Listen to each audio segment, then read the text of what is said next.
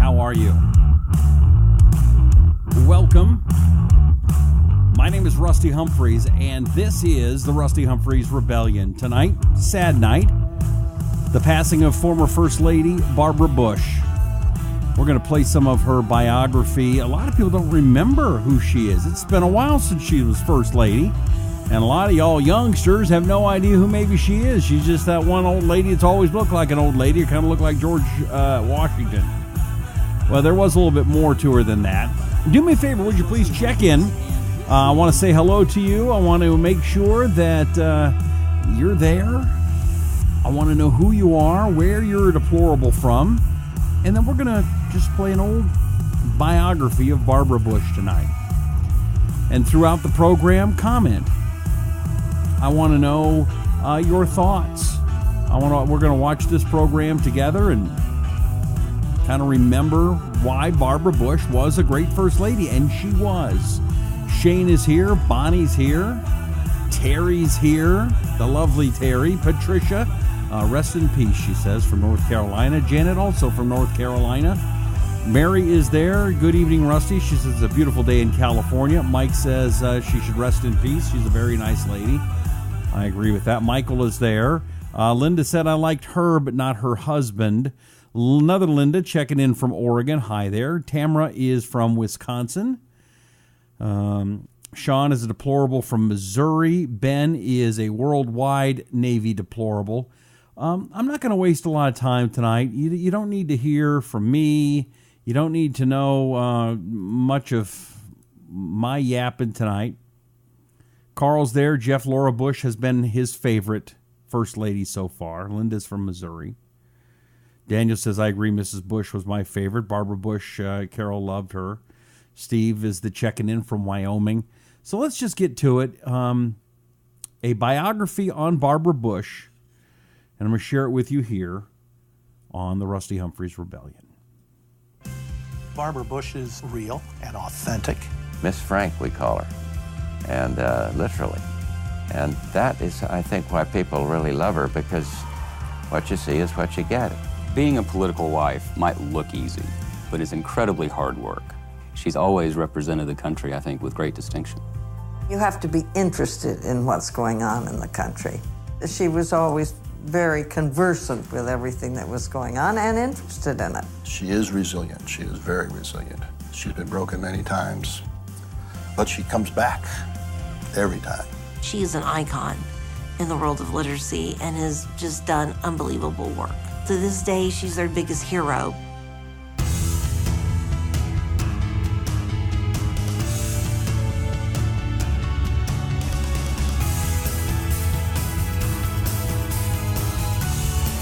Special edition of the Rusty Humphries Rebellion as we're listening to a biography of Barbara Bush. Barbara Bush passed away today. My name is Jenna Bush Hager. My father was President of the United States and my grandfather before him. Our family is well known both inside and out of the political arena. But what you may not know is the story of a woman who is the glue that has kept our family together for generations. A woman I greatly admire, and a woman I'm proud to call my grandmother, Barbara Bush. My grandmother has the rare distinction of being both a former First Lady and a mother of a president. Good morning, everybody. Polls show that she remains one of the most popular and admired women in the country. My grandmother's family roots were in the Midwest. She was the daughter of Marvin Pierce, who'd been an outstanding athlete and scholar at Miami University in Oxford, Ohio. There, he fell in love with a beautiful co-ed, Pauline Robinson, the daughter of an Ohio Supreme Court justice. They married in 1918. The Pierce family grew to include a daughter, Martha, and a son, James. Barbara, the third child, was born on June 8, 1925. By then, her father was making a good living in the publishing business, and my grandmother would be raised in comfort and privilege. She grew up in the Indian Village section of Rye, a well-to-do suburb of New York. It was a very nice community. It was a small town. It was very snobbish, very close. As a child, my grandmother had lots of friends, but often had to compete for attention in her own family. Another brother, Scott, had come along when she was 5. He had a bone disease, and his treatment kept their mother away from home for long periods. I think she had a very happy childhood. I think she probably was a classic middle child. She had an older sister who was very beautiful and did a lot of modeling. And then her little brother, Scott, was not well as a child. So I think there was a little bit of middle child syndrome. My grandmother's mother, Pauline, ran the Pierce home with rigid formality. Everything had to be just so, even her children. She could be especially tough on my grandmother, who had a tendency to gain weight, unlike her older sister, Martha, who was reed thin.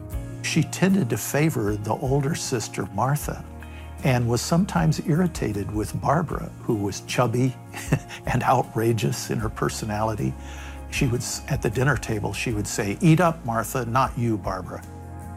My grandmother got the affection she craved from her father, and she adored him. They shared the same teasing sense of humor.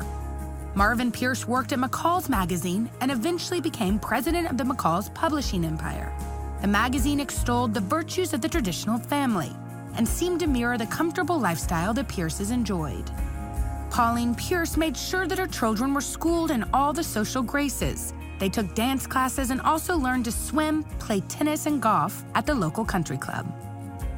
In 1941, at the age of 16, my grandmother attended Ashley Hall, a boarding school in Charleston, South Carolina. Here she began to blossom into a lovely young woman. December brought Pearl Harbor and war. And for my grandmother, it brought her first true love. That Christmas, she came home to visit her family.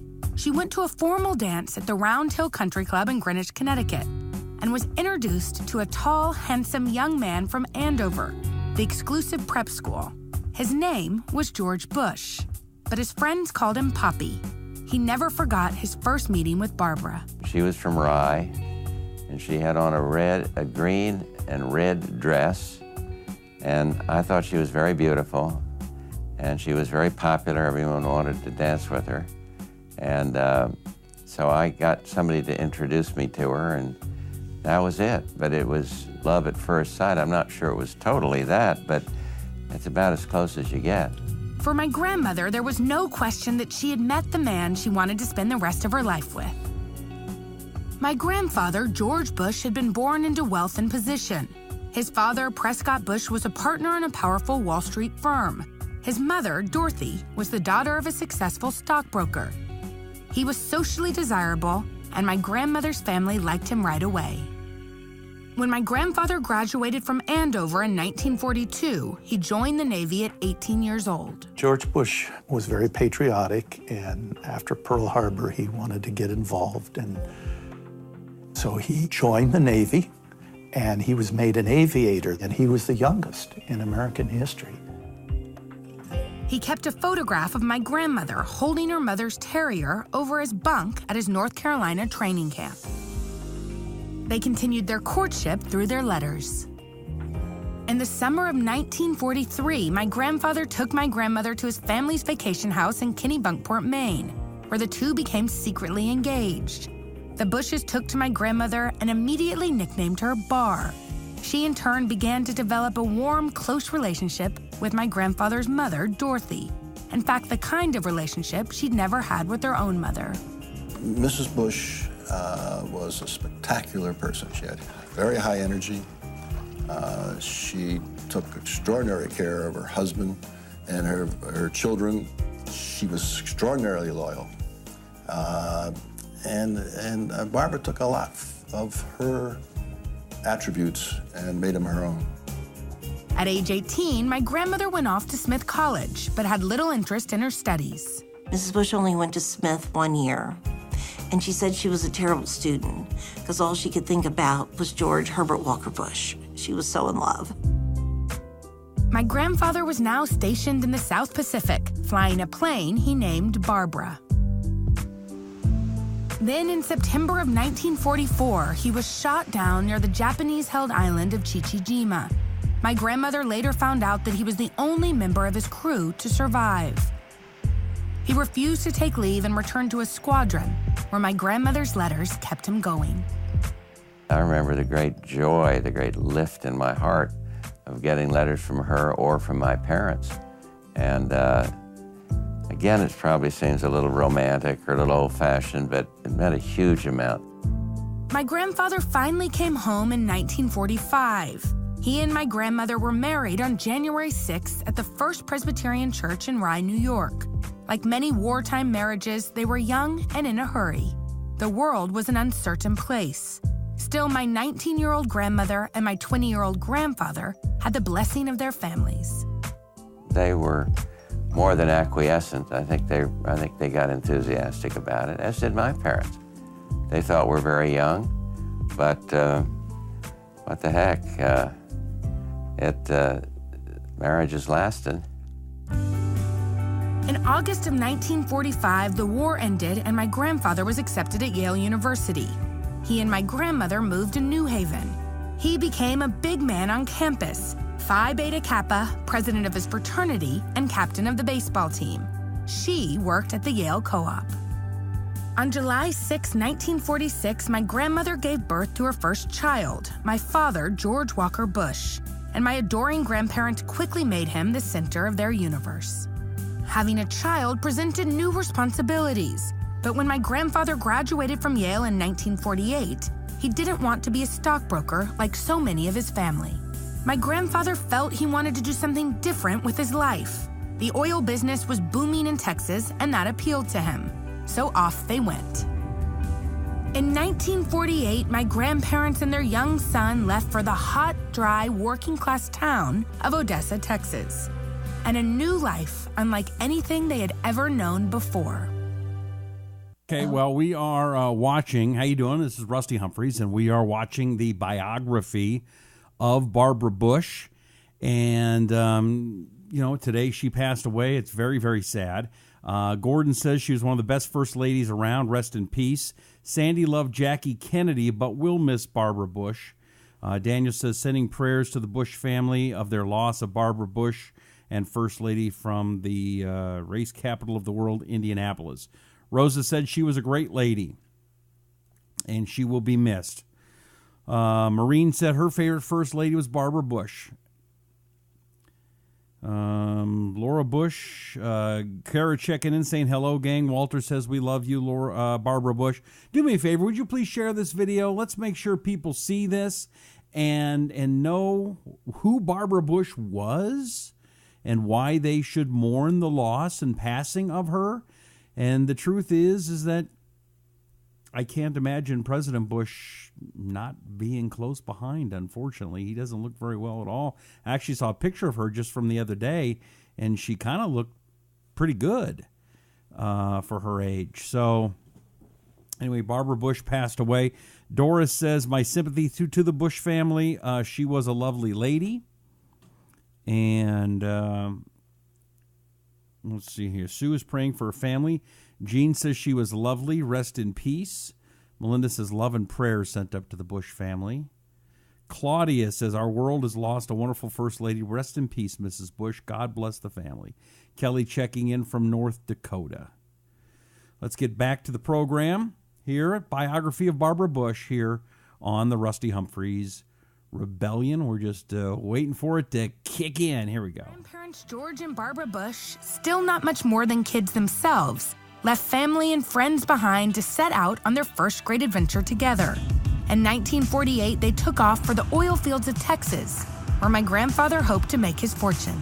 They're heading out west, and it looks like it's this great risk, this great gamble. What's he doing? But he seems to have not the slightest regret or fear. He's confident that he can do what he's supposed to do. But there were limits to the risk. My grandparents could always fall back on family money, but they were determined to make it on their own. My great-grandmother was sure Barbara had ventured into uncivilized territory and stepped in with some help. Her mother would send her laundry detergent. I think her mother thought that Texas was part of the Wild West, from the movies, and didn't think they had modern-day goods, and Mrs. Bush did laugh about that. My grandmother was grateful for her mother's assistance, but sometimes felt that she was still treating her like a child and not a married woman. Barbara got married at 19, which was very young. I think that my mother thought Barbara was still 19 years old and living in the house and not a wife.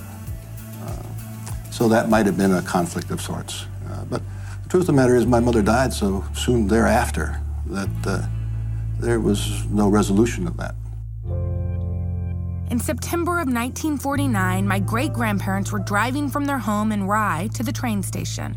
Their car went out of control and struck a tree. Pauline Pierce was killed instantly. Marvin Pierce suffered internal injuries but survived. My grandmother was expecting her second child at the time of her mother's death and was advised not to attend the funeral. It was something she would always regret. She never got to close that loop, to miss her mother's funeral and not to be there with her dad and with her siblings. I think it made it hard for her to recover from her mother's death. She was just gone one day. It's tough. It's really tough. On December 20th, 1949, my grandmother gave birth to a beautiful baby girl. She named her new baby Pauline Robinson Bush after her mother. My grandparents doted on their precious daughter they called Robin. In 1950, they moved the family to a house in the colorful Easter Egg Row community of Midland, Texas.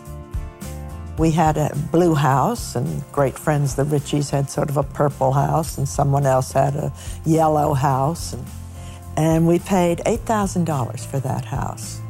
And we thought it was the cat's meow. The Bushes were happy in Midland. My grandfather pulled together enough investment money to form his own company. And in 1953, he and my grandmother welcomed their third child, Jeb. Robin was usually active and alert. Then my grandmother noticed a disturbing change in her behavior. She took Robin to their pediatrician for tests. Later, my grandparents were told to come to the office. There was terrible news. The doctor said this child has leukemia. We didn't know what the hell the doctor was talking about back in those days. And I said, what does that mean? And she said, well, it means that it's not likely she can live many weeks longer. So we took her up and treated her. My grandfather had an uncle in New York City who worked at Memorial Sloan Kettering Hospital, one of the world's leading cancer treatment centers. My grandmother moved to New York so Robin could receive the best care. But sadly, it wasn't enough. For some reason, the loss of a child is even more painful than the loss of a parent. But she was very strong about all this. My grandmother spent every day at her daughter's side through the treatment. She never broke down in front of Robin or my grandfather. At one point, 3-year-old Robin seemed to rally enough to make a visit home to Midland. But in spite of all their efforts, Robin died at Sloan Kettering in October of 1953. My grandmother was inconsolable. She took refuge from her sadness by showering love and attention on her son, George. She said she had to remind herself not to keep smothering me with love. She had to free me from her compulsion to want to just hang on to one of the remaining 2 children. Then my grandmother realized that young George was giving up his own playtime to comfort her. I heard a boy out the window say one day, I said, come on out and play, George. And he said, well, I can't. I've got to play with my mother. So that's when I sort of let loose of him. My grandfather became my grandmother's rock. He encouraged her to do charity work that would get her back into the world. The death of a child really can wreck a family, but it certainly didn't in our case. It made Mother and Dad stronger as a couple. And I think one of the reasons their relationship is so good and so powerful and so beautiful in many ways is because of being able to rise to the occasion during an incredibly difficult period for them. My grandfather had buried much of his grief in his work. And as his company grew, so did the Bush family. There were 2 more boys, my uncles Neil, born in 1955, and Marvin in 1956. But my grandparents still hoped to have another girl. In 1959, my grandmother was pregnant again, and that August she gave birth to a second daughter, Doro, named after my grandfather's mother, Dorothy. The family moved to Houston, where my grandmother continued her charity work and the life of a hands-on mom, carpooling and going to all the Little League games. Their home became a clubhouse for the children and their friends. Her theory in life was, look, we've got a great place, we'd love to have all your friends come over, and so there was a kind of a controlled chaos at our house at all times. My grandparents were deeply religious and church attendance was mandatory. The children were also expected to be well-behaved in public. My grandfather was often traveling and working long hours, so my grandmother became the family disciplinarian. She had something that I think we referred to it as the claw. She had an amazing ability. She had a rubber arm. Nobody knew this, but she could reach back in the back seat. It didn't matter if you were in the, two rows back. She had the ability to grab you with those red, red fingernails of hers and dig right into your arm, and she got your attention. As the children got older, they had to observe curfews if they went out at night. And if the rules were broken, they had my grandmother to answer to. I've been reprimanded by Barbara Bush as a child, and I've been reprimanded as an adult. In both occasions, but in both circumstances, it's not very much fun. But my grandmother's days as a stay-at-home mom were numbered. In 1962, my grandfather George Bush was elected chairman of the Republican Party in Harris County, Texas. And only 2 years later, he ran for the U.S. Senate, a Republican in a heavily Democratic state. He was seen by some as a carpetbagger. People painted the Bushes as wealthy, out-of-touch aristocrats from Yankee land, from the Northeast, who really had no knowledge and familiarity with real heartland issues in Texas. My grandmother made every effort to project a down-home image voters could identify with. She spoke and shook hands with hundreds of people across the state, and even made needlepoint bags to support the campaign. My grandfather lost his bid for Senate in 1964. By 1966, he decided to try for a seat in Congress and won it. In 1967, the family moved to Washington, where my grandfather took his seat in the House. And from then on, my grandmother's life would never be the same. We are watching a documentary, the biography of Barbara Bush, and I'd love to get your comments, your thoughts on the passing of Barbara Bush today. Also, if you would do me a favor, a couple things. Number one, first of all, my name is Rusty Humphries, and you can check out the podcast at the Rusty Humphries Rebellion at any place you have podcasts. I'm here almost every night, 9 p.m. in the East, 6 p.m. in the West. But most importantly, as we all know, there is a real problem with today's social media companies, and we don't know if we're going to be silenced or censored. And so I ask you to please go and download to your phone an app called the HearMeOut app. HearMeOut app. It's like Twitter, but it's audio. And so every day, a couple times a day, I do a message. They're only about 41 seconds long, and you can do it too. And it's a great way to tell stories, get messages out. But if something should happen and Facebook censors us again, or Twitter or any of the other ones, we'll be able to communicate. So please, and it's a lot of fun too. Would you please download the Hear Me Out app? You can see it right there. Hear Me Out. Follow me, Rusty Humphries, and man, I'd appreciate it. Okay? Lonnie says that Mrs. Bush was the country's mother. Brenda says she seemed like a wonderful lady. Kelly says the Hear Me Out app. Yes, please download that to your phone, if you would please, and follow me, Rusty Humphries. You'll hear some good stuff. Lori says, this is so sad. I'm sure a lot of us have lost our parents. Mary Ellen says, great lady, rest in peace. Linda says, enjoying this very much. It is a good doc. They did a good job on this one, didn't they? Kelly's there, thumbs up. Do me a favor also, would you please share this video? Let's get as many people to see the history of Laura Bush and why she's important. Let's get that out there because it is important. And we'll get back to the show in just a minute, and here we go. 41-year-old Barbara Bush moved her family to Washington, D.C. in 1967 after George won his first seat in Congress. Like any mother, my grandmother was excited about showing her children around the nation's capital. The first 2 weekends we were here, my mom got Neil and my sister Dara and myself, took us to the Washington Monument, took us to the Lincoln Memorial, the Jefferson Memorial. I finally told her, I said, Mom, it's a 2-year term. Relax. She went about setting up house in a quiet residential area, and my grandparents soon became famous for their Sunday Texas-style cookouts. She also began writing a column on what was happening in the nation's capital for a newspaper back in Texas. My grandmother had what it took to be the perfect political wife. You have to be interested in what's going on in the country. You know, some people are and some people aren't, and she was always very conversant with everything that was going on and interested in it. But the contentment of my grandmother's life in Washington would be short-lived. In 1970, President Richard Nixon asked my grandfather to give up his safe seat in Congress and run again for the Senate in Texas, where he lost to Democrat Lloyd Bentsen.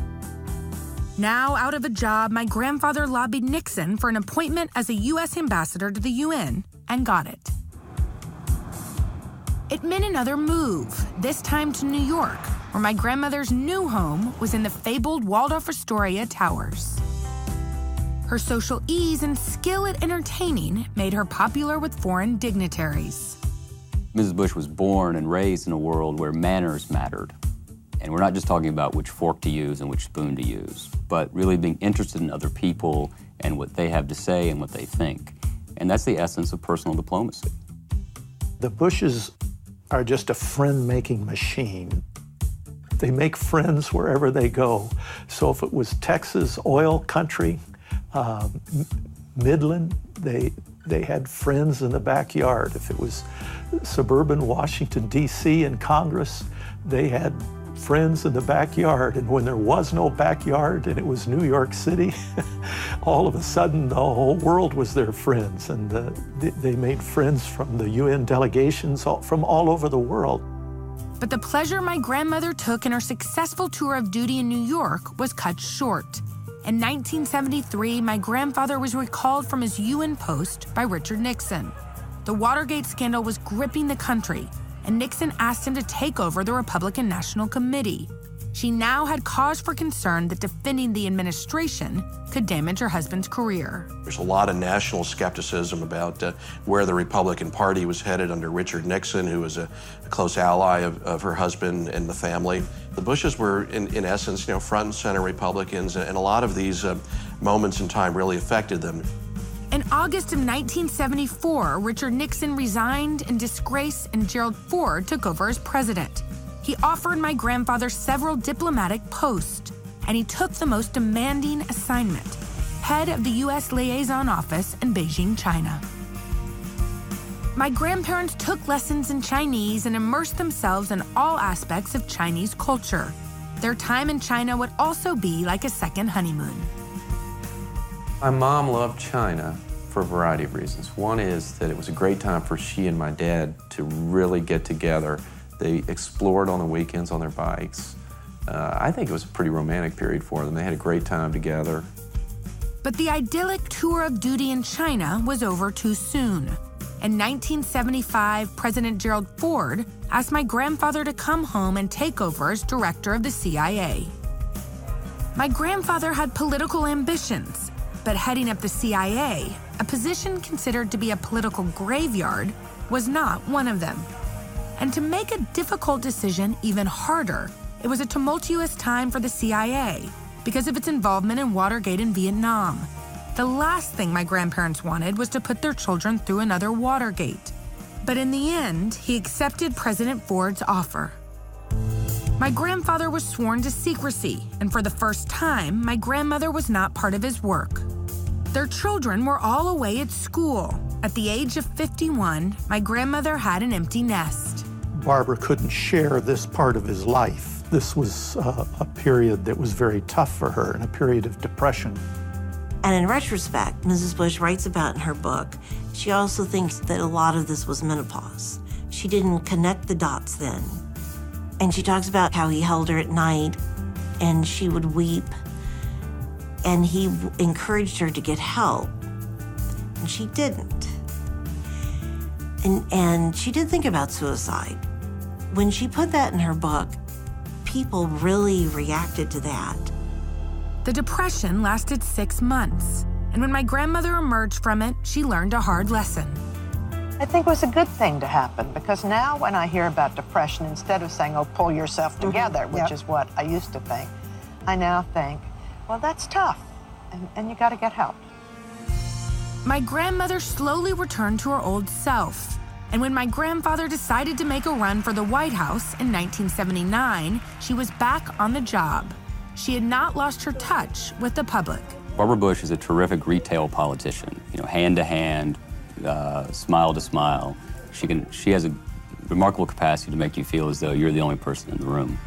But no matter how loyal and driven the Bush camp was in the race for the White House, it could not overcome the momentum of Ronald Reagan's forces. My grandfather accepted the vice presidential slot on the ticket that went on to victory. In January of 1981, Barbara Bush became the second lady of the land. God bless you, George. My grandmother was now in a national spotlight.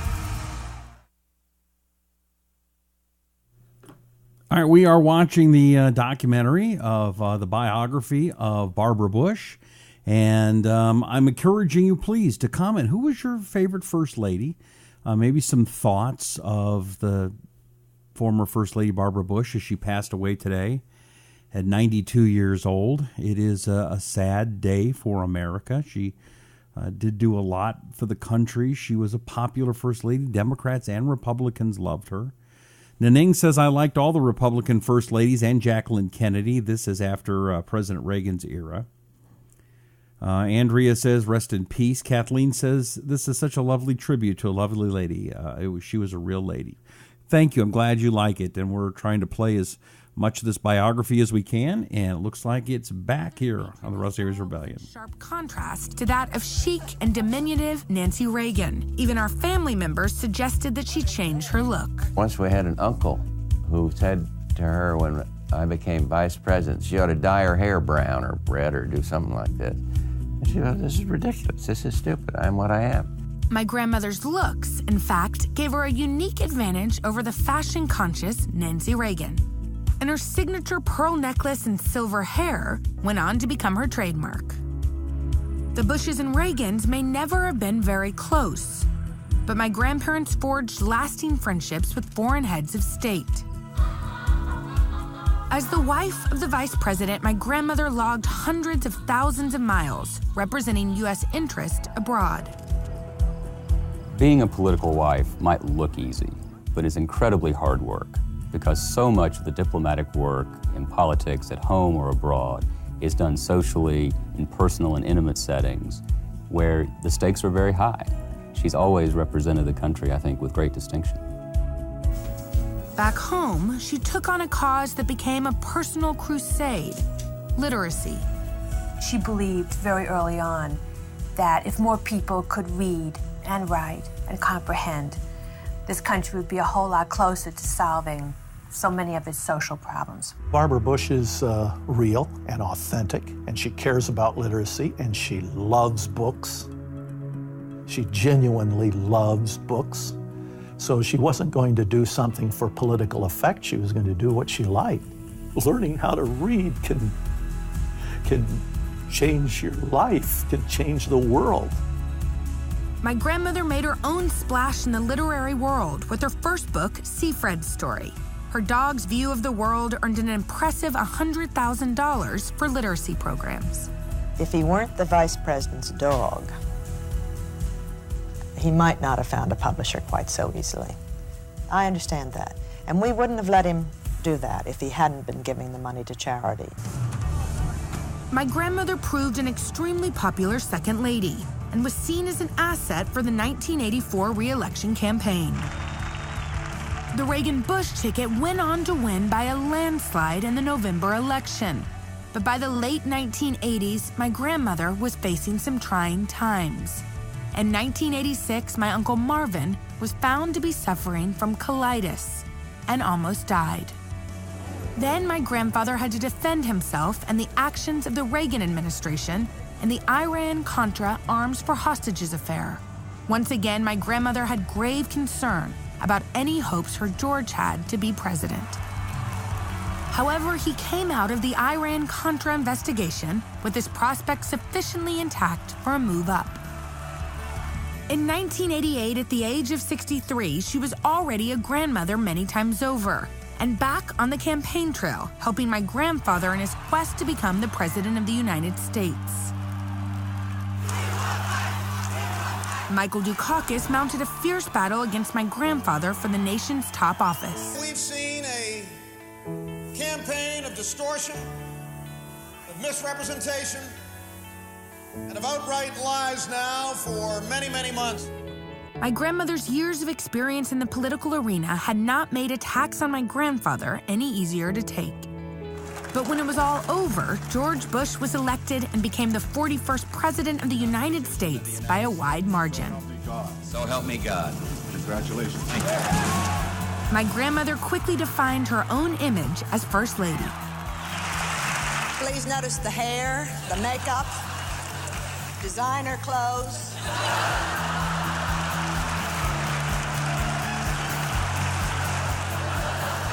And remember, you may never see it again. She had no intention of being a fashion plate like other First Ladies, but she did turn to noted fashion designer Arnold Scazzi for much of her official wardrobe. He understood her practical style. Her style is an American classic because she doesn't try to be something that she isn't. And so we believe it and we see it. It becomes Barbara Bush. She won raves for the inaugural gown Scazzi made for her in Barbara Blue. But as soon as the celebrations were over, it was back to sensible suits and hard work. She set up the Barbara Bush Foundation for Family Literacy in the first days of the administration.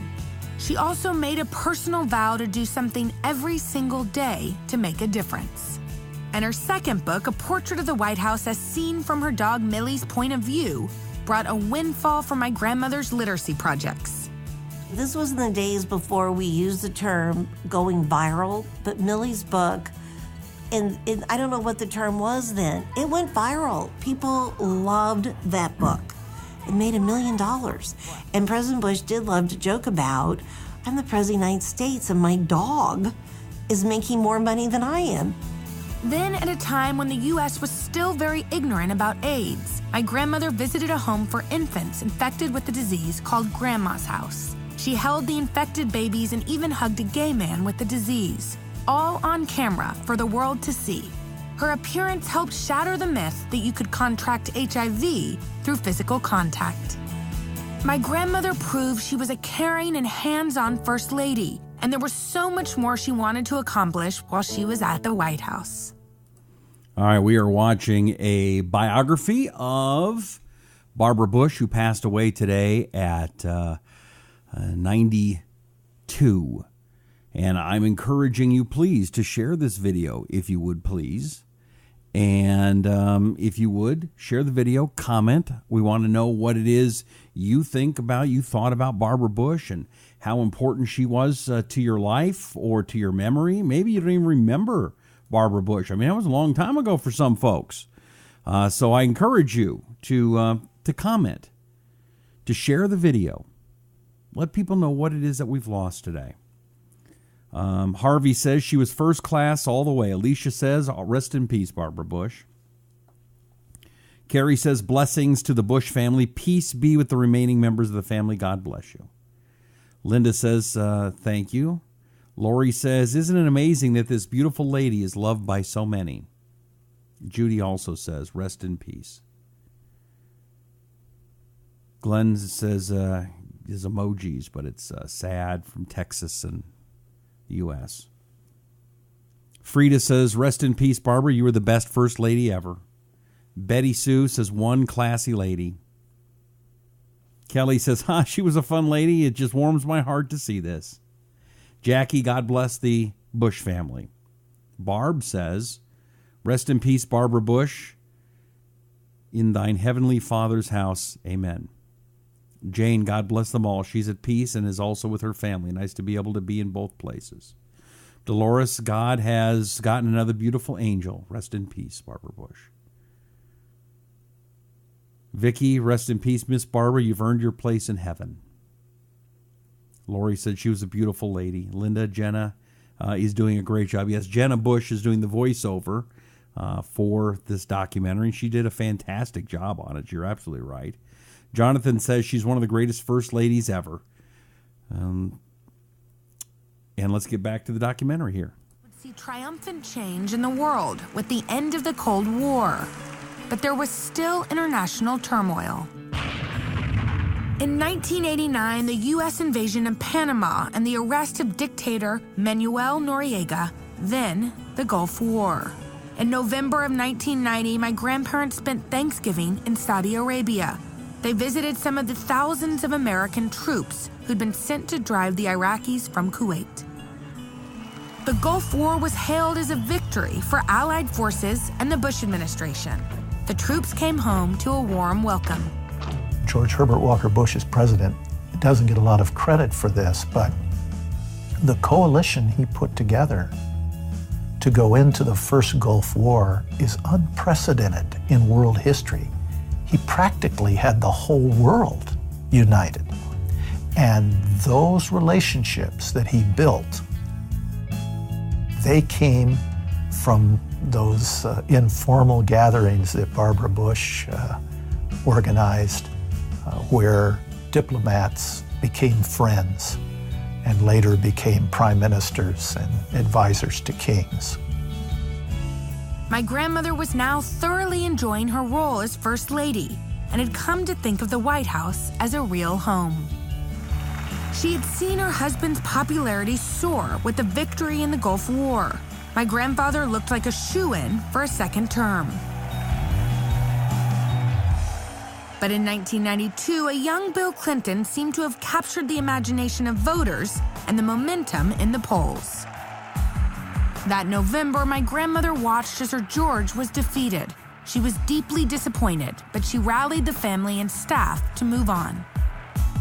As the holiday season approached, it was very important to my grandmother to make their last Christmas in the White House special.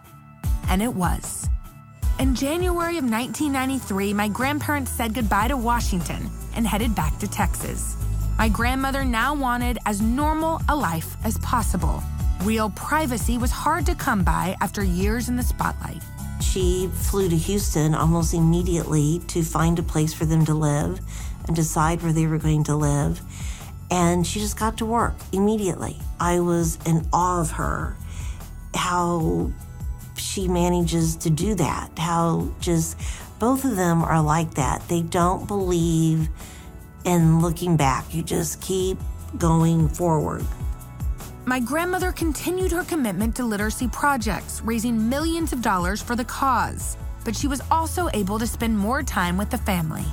She was a great mother, and the result is the kids still do come home. That's where their heart is. That's where there was this love and caring when we were much, much younger that now keeps our family as strong as it can be. With my grandfather retired from public office, my grandmother could be more candid in expressing her opinions, even if they differed from her husband's. In 1994, she wrote a personal memoir and spoke to Barbara Walters, who pointed to the former First Lady's position on abortion. In your book, for the first time, you do give your opinion. Well, and you are pro-choice.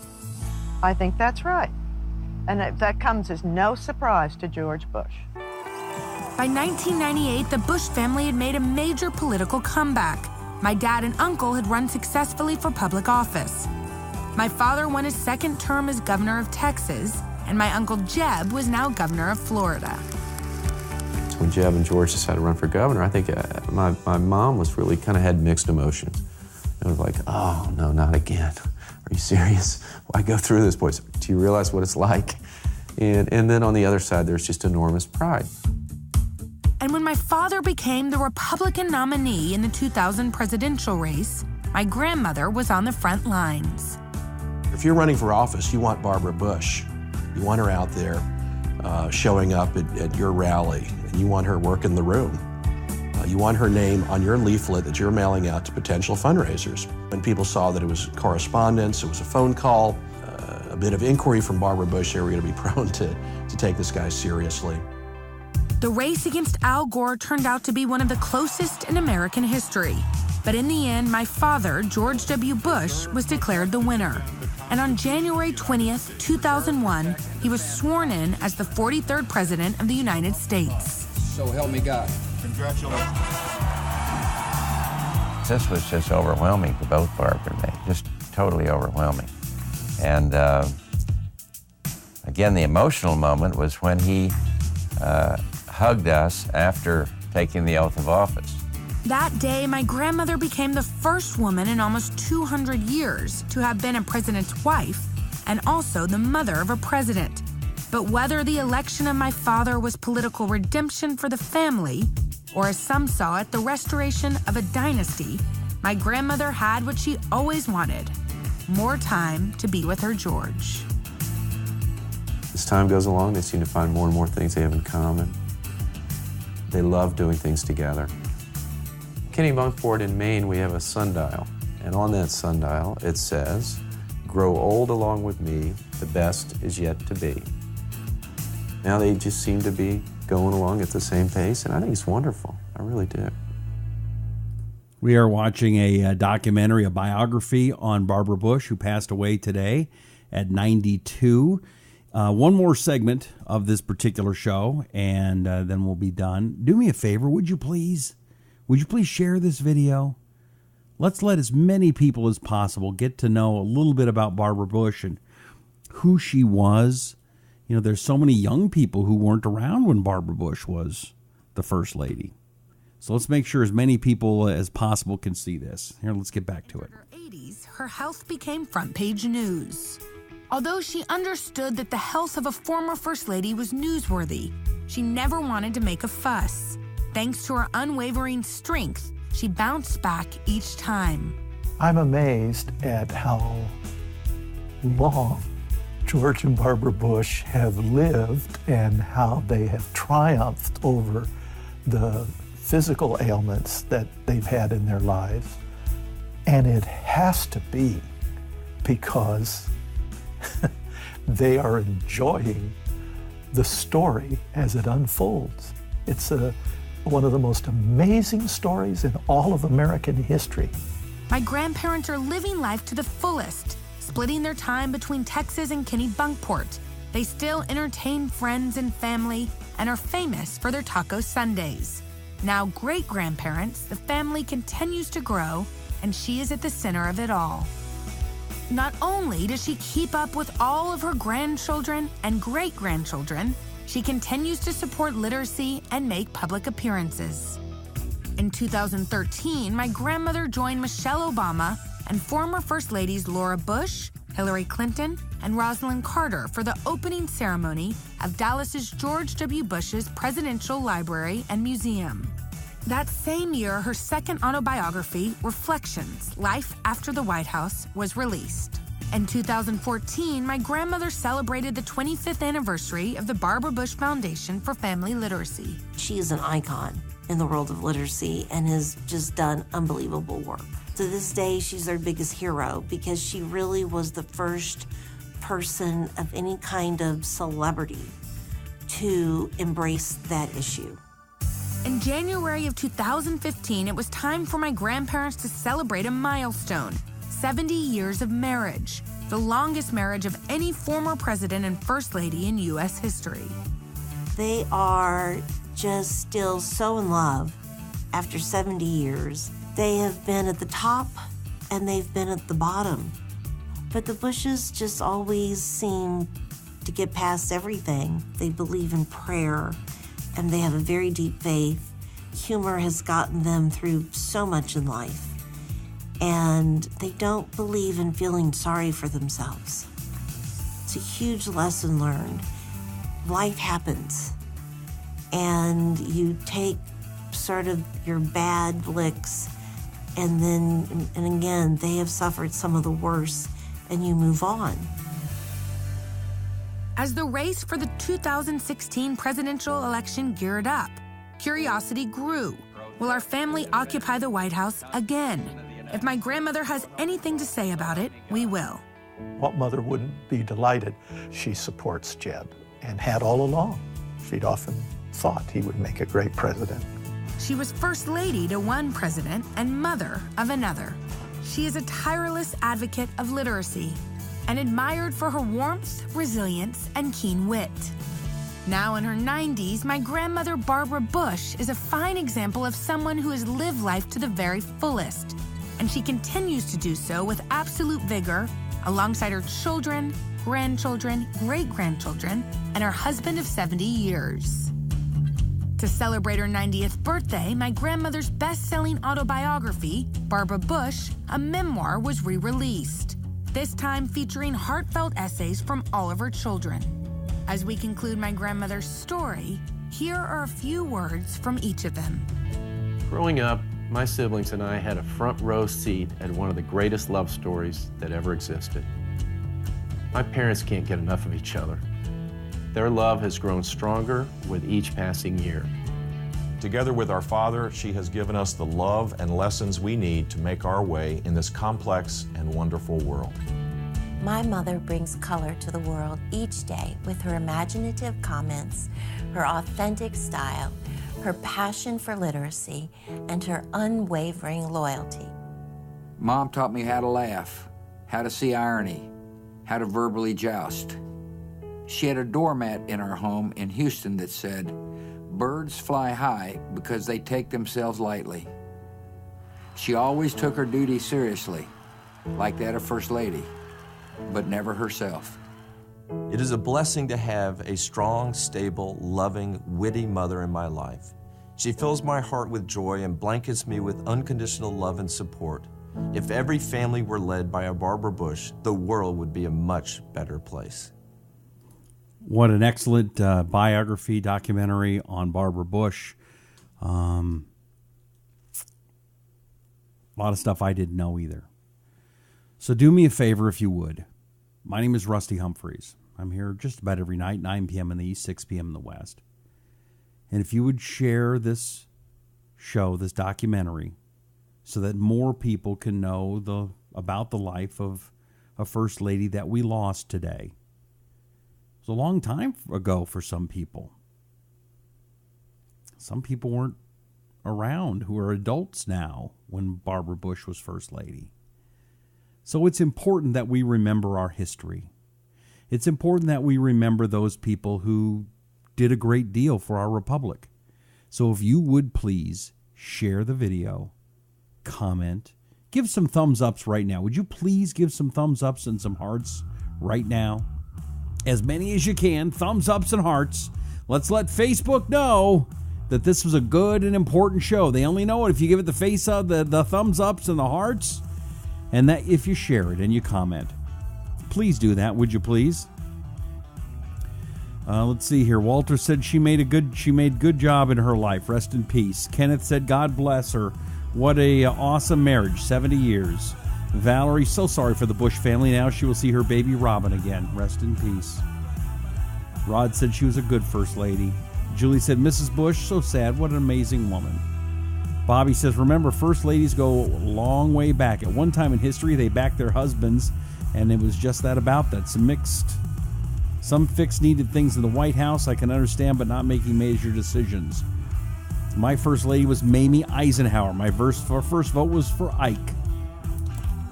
Anyway, Bobby, thank you very much for that long comment. Margaret, grace plus charm plus class plus dignity equals Barbara Bush. Rest in peace, sweet silver, great First Lady. Please share the video, give it some thumbs ups and some hearts. Also, would you please follow me on the HearMeOut app? You just download it on your phone. It's an app. It's at the Apple Store or at the Google Play Store. Just download the app. Doesn't cost anything. And follow me, Rusty Humphries. It's like Twitter, but with audio, and I give you some movie reviews and what's going on in politics and the news, and I do it every day, and it's kind of interesting. If something was to happen, I would be able to tell you about it without certain people zucking things up, if you know what I mean. That's it. May God bless you, may God bless America, and may God bless the Bush family tonight. My name is Rusty Humphries, and this is the Rusty Humphries Rebellion.